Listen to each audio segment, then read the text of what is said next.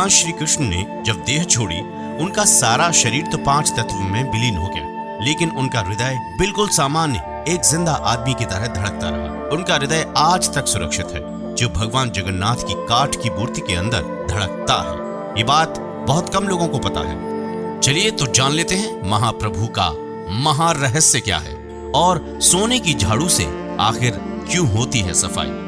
महाप्रभु यानी जगन्नाथ श्री कृष्ण को कलयुग का भगवान भी कहते हैं। पुरी, जो कि उड़ीसा में स्थित है, उसमें जगन्नाथ स्वामी अपनी बहन सुभद्रा और भाई बलराम के साथ निवास करते हैं। मगर रहस्य ऐसे हैं कि आज तक कोई नहीं जान पाया है। हर 12 साल में महाप्रभु की मूर्ति को बदला जाता है। उस समय पूरे शहर में ब्लैकआउट किया जाता है, यानी पूरे शहर की लाइट बंद कर दी जाती है। लाइट बंद होने के बाद मंदिर परिसर को सीआरपीएफ की सेना चारों तरफ से घेर लेती है। उस समय कोई भी मंदिर में नहीं जा सकता। मंदिर के अंदर घना अंधेरा रहता है। पुजारी की आंखों में पट्टी बंधी होती है। पुजारी के हाथ में दस्ताने होते हैं।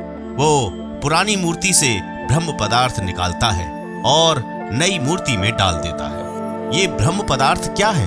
हजारों सालों से ये एक मूर्ति से दूसरी मूर्ति में बस ट्रांसफर किया जा रहा है। ये एक अलौकिक पदार्थ है जिसको छूने मात्र से ही कई इंसानों के जिस्म के चीथड़े उड़ सकते हैं। इस ब्रह्म पदार्थ का संबंध भगवान श्री कृष्ण से है, मगर ये क्या है कोई नहीं जानता। भगवान जगन्नाथ और अन्य प्रतिमाएं उसी साल बदली जाती हैं, जब साल में आषाढ़ के 2 महीने आते हैं। 12 साल बाद ये अवसर आता है।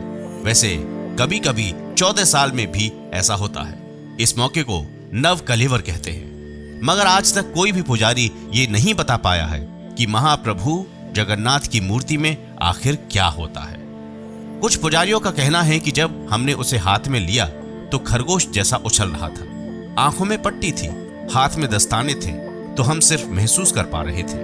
आज भी हर साल जगन्नाथ यात्रा के उपलक्ष्य में सोने की झाड़ू से पुरी के राजा खुद झाड़ू लगाने आते हैं। भगवान जगन्नाथ मंदिर के सिंह द्वार से पहला कदम अंदर रखते ही समुद्र की लहरों की आवाज अंदर सुनाई देना बंद हो जाती है। जबकि आश्चर्य में डाल देने वाली बात तो ये है कि जैसे ही आप मंदिर से एक कदम पीछे रखते हैं, वैसे ही समुद्र की कलकल की आवाज तेज सुनाई देने लग जाती है।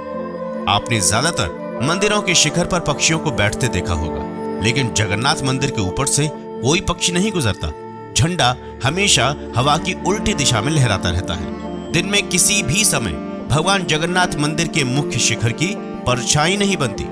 भगवान जगन्नाथ मंदिर के 45 मंजिला शिखर पर स्थित झंडे को रोज बदला जाता है। ऐसी मान्यता है कि अगर एक दिन भी झंडा नहीं बदला गया तो मंदिर 18 सालों के लिए बंद हो जाएगा। इसी तरह भगवान जगन्नाथ मंदिर के शिखर पर एक सुदर्शन चक्र भी है, जो हर दिशा से देखने पर आपको एक समान ही नजर आता है।